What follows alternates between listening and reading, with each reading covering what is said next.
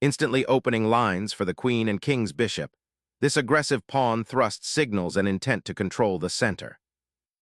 Immediately contesting the center establishes a balanced struggle for central influence.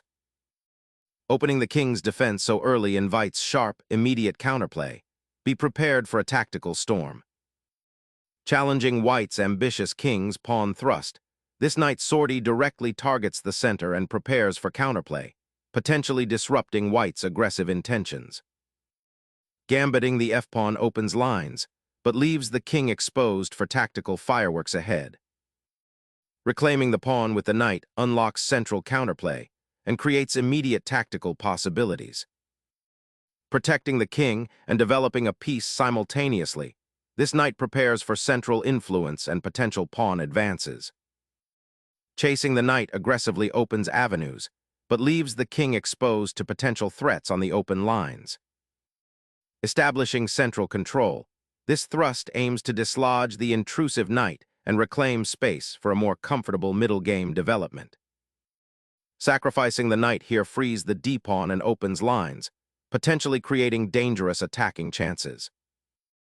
Reclaiming the pawn with the queen now opens up central files for potential attacks, but be mindful of the queen's safety as it becomes a more prominent target. The king's flank is exposed. Swift development of minor pieces is crucial to shore up defenses before black can exploit the weakened pawn structure. This decision injects immediate tension, demanding a sharp response from both sides. Exposing the king with this early queen sortie creates immediate tactical fireworks, forcing the opponent to react defensively and potentially disrupting their developing forces. Challenging the immediate pawn sacrifice with queen repositioning, white aims to untangle their piece coordination, acknowledging the exposed king position by opting for a safe square that keeps the queen active. Exchanging queens here immediately simplifies the position, heading directly towards an endgame where black's knight is active, and white's king is slightly exposed on the dark squares. This decisive simplification allows black to pursue their initiative with a clear advantage in piece activity and pawn structure, potentially targeting white's isolated d-pawn later. King activity now becomes paramount as white rallies the monarch to safety, setting the stage for a more strategic battle in the center and potential kingside expansion. Developing the knight to its natural square, the black knight now eyes central squares and prepares to support the d-pawn's advance, aiming to contest the now open f-file while the white king is exposed after the early queen exchange. Solidifying the pawn structure, this advance prepares to develop pieces and potentially challenge black's central presence, aiming for a safer king position while neglecting immediate activity. Initiating pawn liberation on the d-file cracks open critical diagonals and prepares for knight repositioning, aiming to challenge white's centralized pawn structure and potentially exploit the uncastled king. Clearing the central pawn structure opens lines and prepares for pieces to join the fray, but it also simplifies the position, potentially leading to an endgame sooner than expected. Opening the diagonal for the bishop creates immediate counterplay, threatening the white pawn on g2 and forcing the white king into a more exposed position. This proactive bishop development reclaims material initiative and challenges white's slight positional advantage, setting the stage for dynamic middle game maneuvering. Developing the knight towards the queenside opens up possibilities for further queenside expansion and prepares for castling, aiming to improve white's piece coordination after the king's early exposure. Unblocking the c8 bishop with this placement fosters a harmonious development, preparing to contest the central squares and potentially target white's undeveloped queenside pieces. Repositioning the knight to e4 aims to control key central squares and prepare for potential kingside activity, while also eyeing black's bishop on d6. Developing the bishop to this square prepares to castle kingside, bringing the monarch to safety and activating the final undeveloped piece. An intriguing repositioning, aiming to pry open the kingside and perhaps exploit the slightly awkward placement of black's bishop, but it leaves the f-pawn vulnerable and potentially creates a long-term weakness on the light squares if black can consolidate. Sacrificing the bishop now opens lines for the rooks and aims to exploit white's somewhat compromised king position, a bold choice to embrace activity over material. The bishop now claims an outpost on the kingside, aiming to disrupt black's development and potentially control key diagonals. Disrupting white's bishop-pair alignment and creating some breathing room for the kingside pawns, this pawn push simultaneously loosens black's own pawn structure. Initiating a repositioning of the bishop to a more active diagonal, the intention seems to be preparing for potential pawn advances or supporting pieces that might venture into black's territory. This maneuver also opens up the e-file a bit further for white's rook, should it be able to reach that important open file. The bishop, now safely placed on h4, aims to exert pressure along the a1-h8 diagonal and potentially contest black's control of the dark squares in the center and kingside. It's a subtle move, not immediately forcing a reaction but contributing to white's long-term positional goals of piece activity and coordinated development. Pushing the g-pawn here dramatically alters the pawn structure and weakens the kingside's defensive integrity, opening lines of attack towards your king for white's bishop. Unleashing the bishop to g3 reactivates it and opens up possibilities along the a2-g8 diagonal, potentially pressuring black's isolated d6 pawn or even targeting the castled king in the future. Slinging the king into the fray, black initiates a daring sidestep towards the queenside, seeking refuge from the menacing central pressure and potentially aiming to reactivate the newly freed queenside rook. Unleashing an aggressive bishop attack on the queenside, white now aims to exploit the open b-file, potentially creating diagonal pressure or forcing concessions in black's pawn structure. Unleashing a pawn thrust on the f-file, black aims to disrupt white's harmonious development and potentially challenge the bishop pair, injecting dynamism into what was becoming a somewhat passive position. Liberating the dark-squared bishop from its traffic jam on b5 and immediately contesting the newly opened c-file, white opts for a decisive structural alteration by forcing the exchange of a pair of bishops. This trades white's more restricted piece for black's potentially active, though currently somewhat hemmed-in, bishop, aiming to simplify into an endgame where white might hold a slight advantage due to the doubled pawns black now possesses on the queenside, creating weaknesses that could be exploited in the long run. Doubling those pawns creates a significant structural weakness, leaving the c6 pawn isolated and a potential target for your opponent's pieces, particularly once the kingside opens further. Reclaiming central influence and tidying up the pawn structure, the bishop repositions to eye the queenside.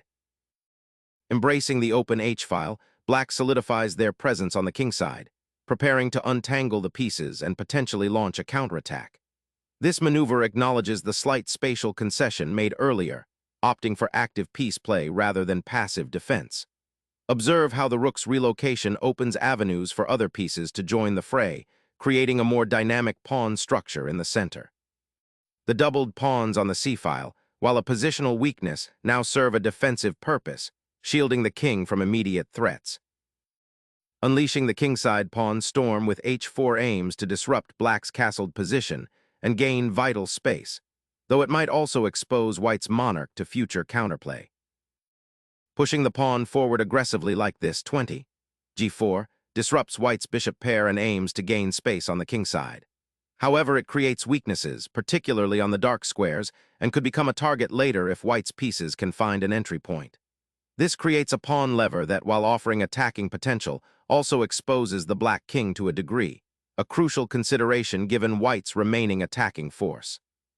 It's a bold decision, injecting dynamism into a position that was becoming somewhat static.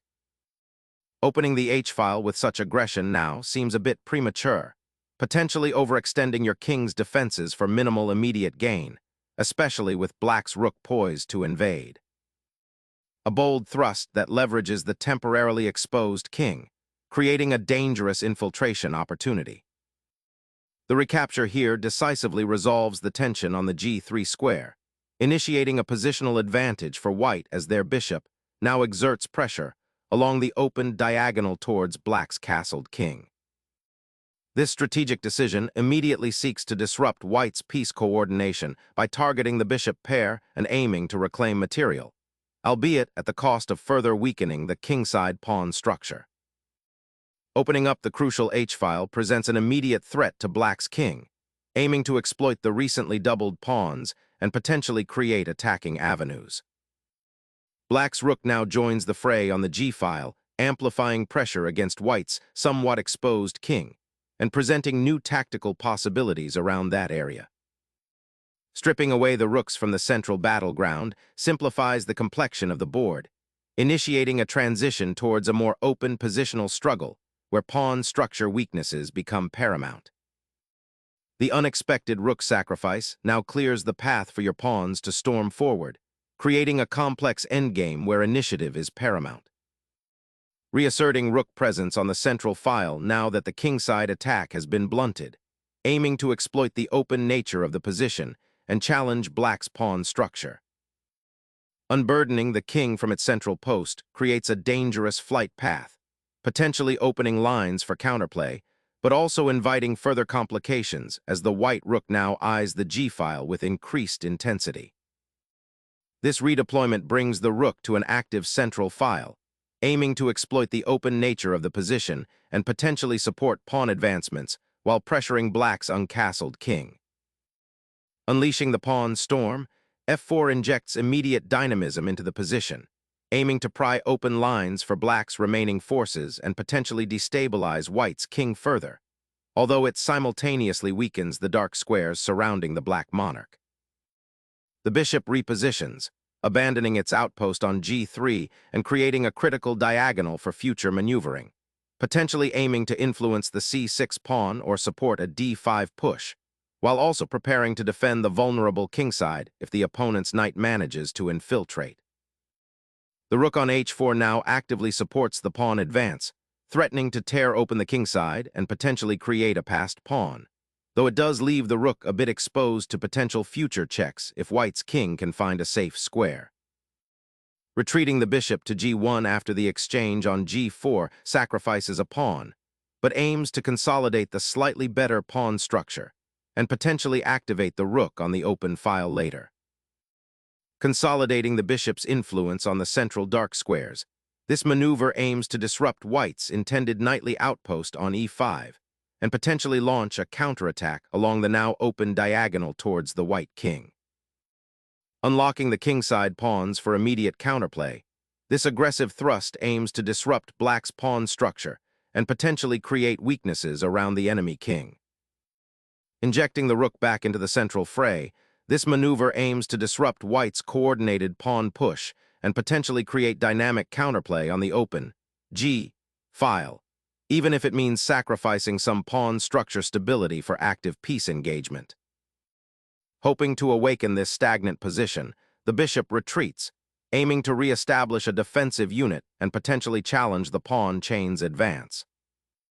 A daring thrust, this pawn advances aggressively, seeking to shatter white's central control and potentially unblock the f-file for future assaults.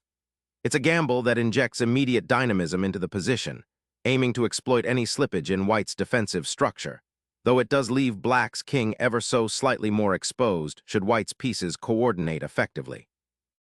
Consolidating the queenside pawn structure addresses the immediate threat of further infiltration while preparing to contest the open file. A patient adjustment, this pawn push subtly aims to prepare for expansion on the queenside, potentially opening lines for the rook or creating a new outpost for a knight should the opportunity arise. Opening the c-file now exposes black's somewhat compromised king position and activates white's rook, creating immediate attacking potential that wasn't present before. Seizing the dangling c4 pawn might seem tempting, but this sacrifice completely ignores the burgeoning kingside attack and the exposed white king, a critical oversight that will likely cost material or initiative. The king's safety is paramount, and cxd5* actively targets black's doubled pawns, potentially opening lines towards their monarch as well. Exploiting the open d-file with immediate forcing action, this check aims to disrupt white's king's safety and potentially win material by forcing the king to a more exposed square. The king's daring foray into the battlefield after the pawn sacrifice now faces immediate consequences, exposing itself to a nasty discovered check.